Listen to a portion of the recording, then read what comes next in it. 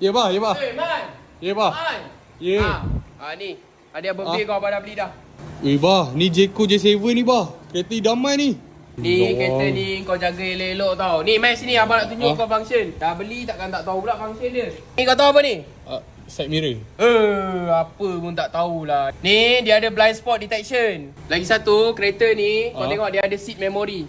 Seat memory pun tak tahu. Seat memory ni kau duduk je dia akan adjust sendiri untuk kedudukan yang sesuai dengan kau. Nampak? Oi, Nampak? bah. Nampak tak? Ya bah, nampak bah. Jangan tak nampak. Dah beli tak nampak pula. Masa hari jadi abah dulu, atuk kau beli sampan je tau untuk abah. Ini abah beli hadiah untuk kau ni untuk kesenangan kau juga, untuk kau pergi balik college. Tahu? Lepas tu jagalah sikit elok-elok kereta ni.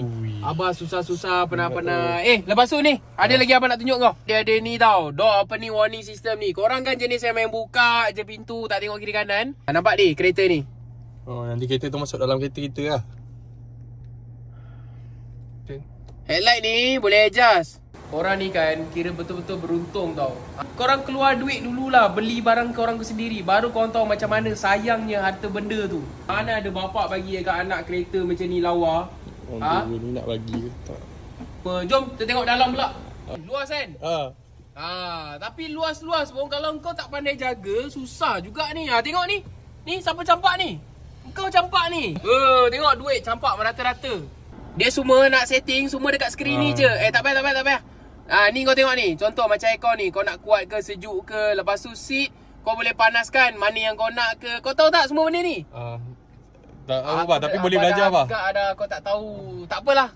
Bagi abah je pakai kereta ni. Kau pakai kereta lama abah pergi college kau tu. Untuk birthday kau hadiah abah bagi ni je lah nak duit.